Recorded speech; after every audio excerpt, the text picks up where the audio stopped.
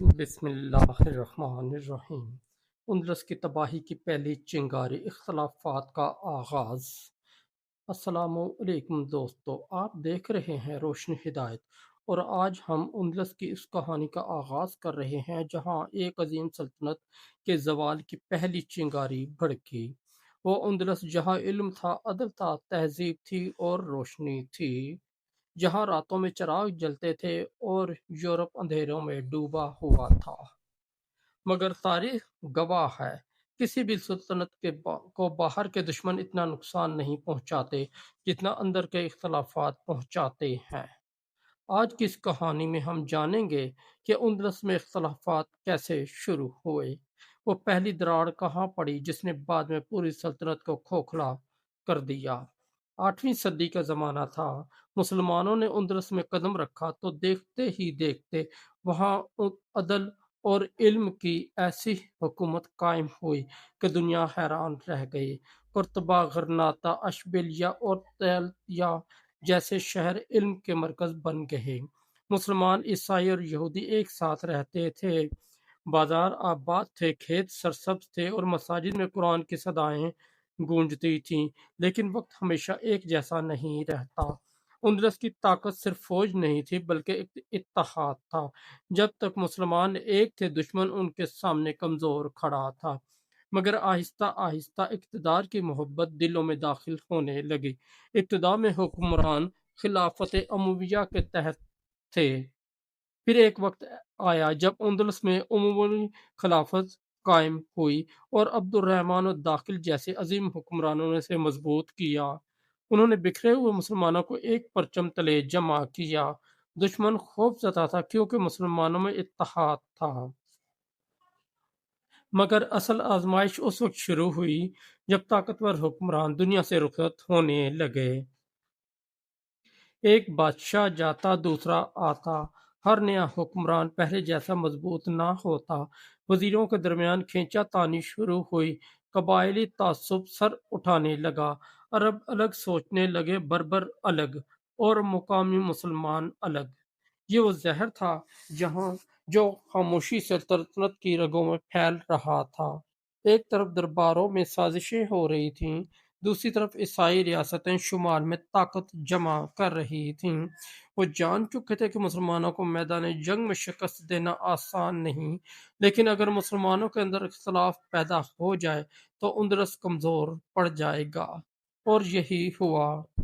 اندلس کے حکمران آہستہ آہستہ عیش و عشرت میں ڈوبنے لگے، محلات بلند ہوتے گئے مگر کردار کمزور ہوتے گئے۔ سپاہیوں کی تربیت کم ہونے لگی اور درباروں میں خوشامد کرنے والے بڑھنے لگے۔ پھر ایک وقت آیا جب خلافت قرطبہ اندر سے ٹوٹنے لگی۔ دربار کے طاقتور خاندان ایک دوسرے کے خلاف کھڑے ہو گئے۔ ہر شخص اقتدار چاہتا تھا، کوئی وزیر بادشاہ بننا چاہتا تھا، کوئی جرنیل حکومت پر قبضہ کرنا چاہتا تھا، اور یہی وہ لمحہ تھا جب اندلس کی پہلی بڑی دراڑ سامنے آئی۔ عام لوگ حیران تھے، جو حکمران کبھی اسلام کے نام پر متحد تھے اب ایک دوسرے کے خلاف تلواریں اٹھا رہے تھے۔ مسلمانوں کی طاقت دشمن کے خلاف استعمال ہونے کے بجائے آپس کی لڑائیوں میں ضائع ہونے لگی۔ پھر تاریخ نے وہ دن دیکھا جسے مملوک الطوائف کا دور کہا جاتا ہے۔ اندلس ایک سلطنت نہیں رہا بلکہ چھوٹے چھوٹے ٹکڑوں میں تقسیم ہو گیا۔ ہر شہر کا الگ بادشاہ، ہر بادشاہ ایک دوسرے کو نیچا دکھانے میں لگا ہوا۔ قرطبہ الگ، اشبیلیہ الگ، غرناطہ الگ۔ اور افسوس کی بات یہ تھی کہ بعض مسلمان حکمران اپنے مسلمان بھائیوں کے خلاف عیسائی بادشاہوں سے مدد لینے لگے۔ سوچئے، وہ دشمن جنہیں کبھی مسلمان فوجیں شکست دیتی تھیں اب وہی دشمن مسلمانوں کے جھگڑوں سے فائدہ اٹھا رہے تھے۔ عیسائی حکمرانوں نے یہ موقع ہاتھ سے نہ جانے دیا۔